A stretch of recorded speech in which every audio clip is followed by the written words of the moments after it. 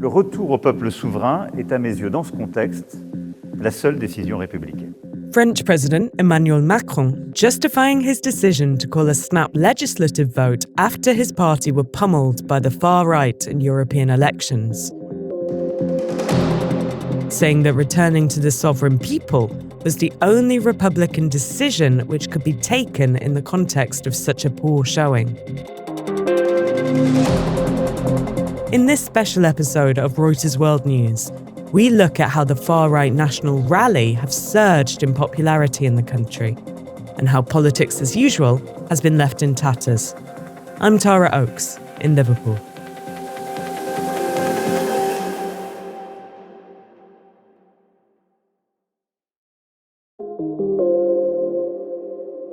Joining me today is senior correspondent Michel Rose in Paris. Bonjour, Michel. Bonjour, Tara. Just going to retire my rusty French at this early stage, you'll be glad to hear, and turn to you, the expert, Michel. What can we expect from these upcoming elections? Well, these are elections like no other, really, because in France, the populist wave that had swept across the Western world with Brexit and Trump had seemed to spare France. But actually, the underlying forces since Macron's win in 2017 were underway, and it looks like it's all coming together now in an election that nobody expected and predicted. And 10 days from his decision to dissolve parliament, it looks to a lot of observers like the gamble has backfired. And we can see now that the National Rally, the far-right party led by Marine Le Pen and whose campaign is being led at the moment by protégé Jordan Bardella, is running high in the polls, could come on top in the two-round election on Sunday. Having thought that this wave of populism had passed France by, as you said, how did the far-right National Rally or RN party get so popular? It's something that happened a while ago under the strategy of Marine Le Pen, who's the daughter of the founder of the National Rally, which was known at the time as the National Front. And let's remember that the National Front was founded by Jean-Marie Le Pen in the 1970s with French people who had worked in the Nazi army during the Second World War. The kind of normalization that Marine Le Pen has tried to engineer is something that happened quite recently. She decided to change the name of the party in 2018 from National Front to National Rally. And she really tried to detoxify the image of that party. I remember in 2002, I was 18. And at the time, that's when Le Pen reached the second round of the presidential election. And the whole world was shocked to see that a far-right candidate came that close to power. And at the time, all my high school classmates joined street protests to make their voice heard and make sure that the party wouldn't win the presidential election. Today, the situation has completely changed. And when you talk to young people, see more than 30% of them vote for the National Rally today. So there's been a dramatic change of perception for that party. Some observers and analysts say that it's only the image of that party that's changed and that the party remains full of people who hold racist views. But that's something that Marine Le Pen denies. And although she says she's anti-immigrant, she says she's not racist. One of the places the far-right are drumming up support is a traditional left-wing stronghold, the coastal region of Brittany. Anger at the cost of living and towards President Macron has made the prospect of the RN winning seats for the first time in Brittany appear possible. Florent de Cassosson is one of the RN's candidates hoping to break into the coastal region for the first time. C'est la lassitude de la Macronie, il n'y a rien d'autre. He says that people are being drawn to the far-right party not because of its policies, but as a rejection of Macron. L'effroi qu'ils ressentent en voyant la façon dont la Macronie évolue. Some left-wing activists agree. A short drive away, in the shipbuilding city of Saint-Nazaire, a blue-collar town that has long been a leftist bastion, the RN came second in the European elections, less than 2 percentage points behind the socialists. Damien Girard is a local union chief. In his office, covered in Labour movement posters, he said he thought the high results for the RN were due to protest voters. They expected a mess if the far right get in, but a mess that could lead to real change. But some of the region's young people, who have been a key part in the far right's growing success nationally, seem receptive to the far right's core messages beyond a protest vote. Richard Martineau is a 24-year-old chef in the Breton seaside resort of La Trinité-sur-Mer. J'aime pas employer le terme extrême droite parce que je trouve que ce que dit Bardella, pour moi c'est la nouvelle droite. Describing the RN as a, quote, new right rather than a far-right party, Martineau said he resented what he sees as money going from his paycheck to support migrants whom he believes are largely unemployed. Michel Jourdan Bardella, the RN's prime ministerial candidate, is only 28. He will barely remember what you were saying about Le Pen Senior getting through to the second round of the presidential elections in 2002. Who is Bardella? Where has he come from? Bardella has an interesting personal story. He's the son of Italian immigrants who moved to France in the 1960s and settled in one of the impoverished suburbs of Paris. They lived in social housing. And what he has described in interviews is how he has seen drug dealers and people in these suburbs, in these housing blocks, really making life difficult for hardworking people like his mother and himself. And this has been a very powerful story to sell to a lot of voters in peripheral France who feel they are being left out of the kind of very competitive and happy France of city centers. He's presenting himself as the son of the losers of globalization who have to deal with the consequences of immigrants living in impoverished housing blocks where the government is pouring very little money. That's a message that is very powerful among a lot of young voters. Especially, I talked to young voters during this campaign, and a lot of the young white working class really resents the fact that some migrants, according to them, are getting welfare benefits and or not working hard, and they describe this kind of resentment at a French government that is supposedly helping immigrants more than traditional French people. So why is this message of Bardella and the RN so resonant with young people in particular? We now live in a society where the message is being fragmented, the media landscape is fragmented, everybody lives in their algorithm bubble, and the young people no longer watch the 8 o'clock news on TV, for example, in France. They get their news from TikTok, from Snapchat, from Facebook. And a lot of the young people I've talked to said to me that what they see on Facebook, on Bardella's TikTok account, for example, is a France where young immigrants from Africa or from elsewhere are getting all the social housing or getting welfare benefits.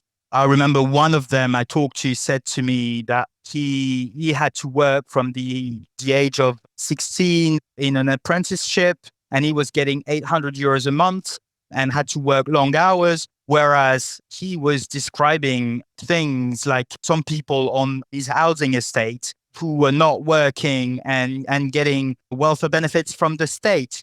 And I talked to that kid's father, who was very appalled to see this kind of reasoning, and that there was a bit of a generation clash between these two, because the father, who was a left-wing voter, believed that was a completely inaccurate picture of France. This fragmentation also includes among some of the mainstream political parties. If we look at the other main right-wing party, Les Républicains, there's been some major drama about whether or not they would work with the far right, right?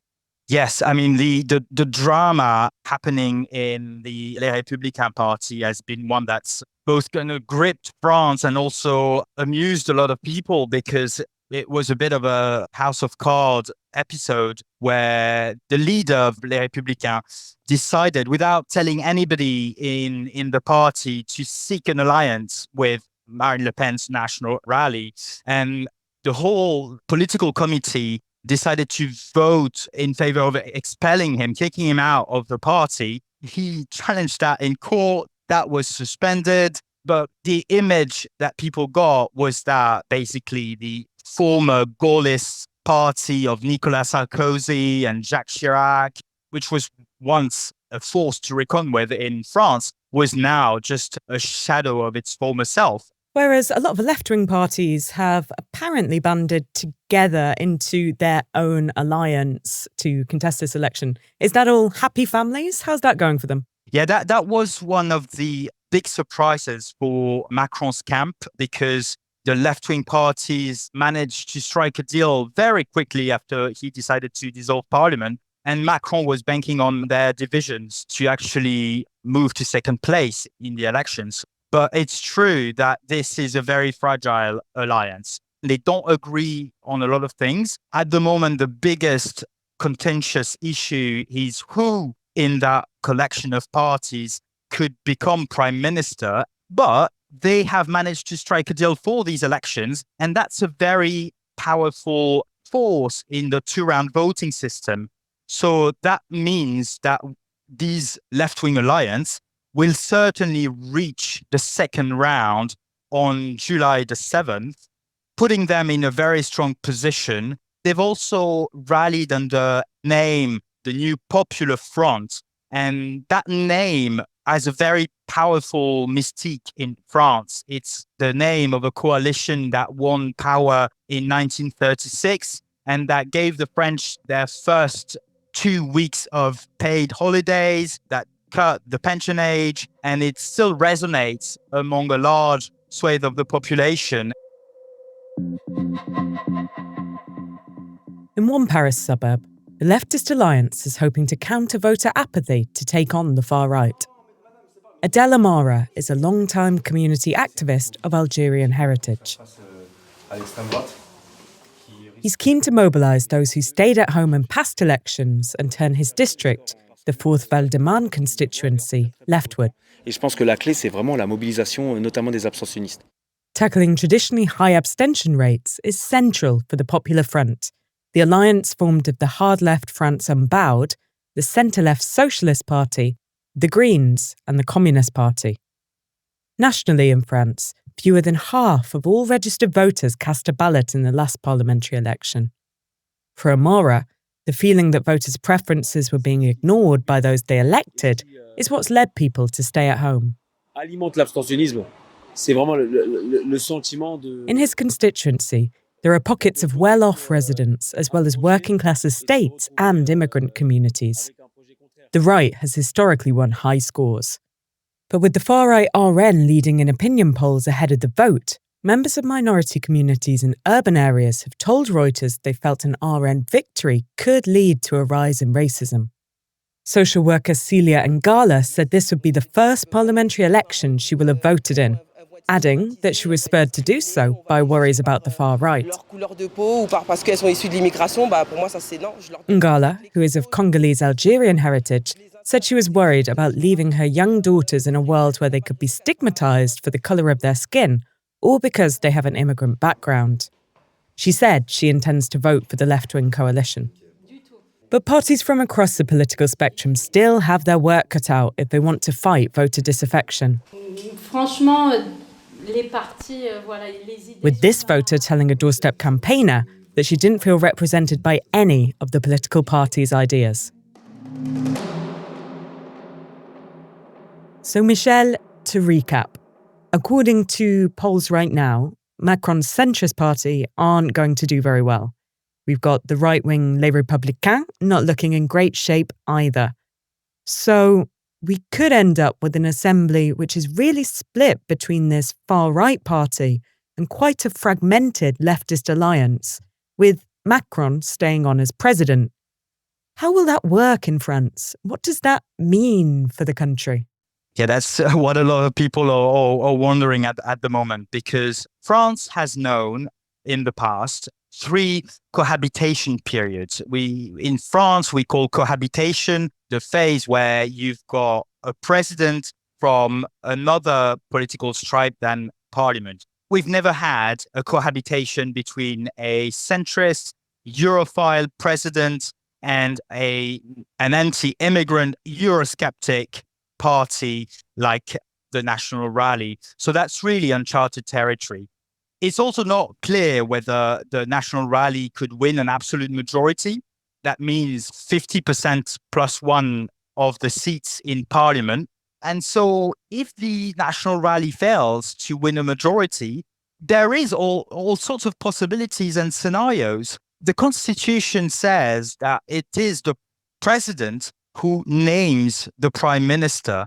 So if there is no clear majority, the president will have some leeway to pick a personality among the parties he thinks could form some kind of maybe caretaker government for a year or so. Macron can not dissolve parliament until 1 year after he did in June. So that means that there can't be new elections for another year in France. And France is not a country that is used to coalition making. So there is no clear playbook for what could happen. Is there a French phrase for lame duck president? There actually isn't. And President Macron, some of his allies are actually using the English phrase now because he obviously doesn't want to be a lame duck president. When I asked him that question in his press conference a week ago, he got very angry and said he didn't want to think that he could lose, that we shouldn't be thinking about defeat. But the French constitution gives him large powers in some areas. He's, according to the constitution, the commander-in-chief. The government still has powers on defense and foreign policy. So specialists say that Macron will no longer be able to do whatever he wants on diplomacy and foreign policy and defense. He will have to share power with whoever wins these elections. We have been used to the French president attending EU summits in Brussels, for example. But under a cohabitation regime, the prime minister is perfectly entitled to also attend these EU summits. So that could make for some interesting and confusing situations in Brussels where you see both Macron and, let's say, a far-right prime minister attending EU summits and other leaders wondering who speaks for France. I guess ultimately he doesn't want his legacy to be the coining of this new lame duck phrase in French. But he has been going pretty far out in his campaigning so far. He even warned of civil war recently. How credibly should we take that? It's a lot of people in Macron's camp are appalled at the way he's leading this campaign.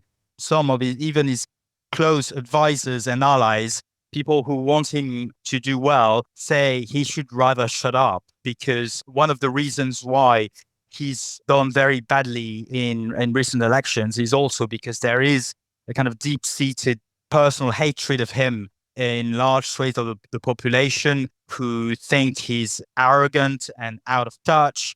The label president of the rich has really stuck since he scrapped the wealth tax. So it's an uphill battle for Macron. He has said that he will not resign. Nothing can force him out. According to the French constitution, he has been elected for 5 years until 2027, and there is no mechanism to force him out. But we have precedents in France where the president has resigned, and de Gaulle is the first president. He decided to resign in 1969 after he lost a referendum, and Le Pen has said that she would call on him to resign if he lost the election. So watch this space. Thank you so much, Michel. Thank you very much.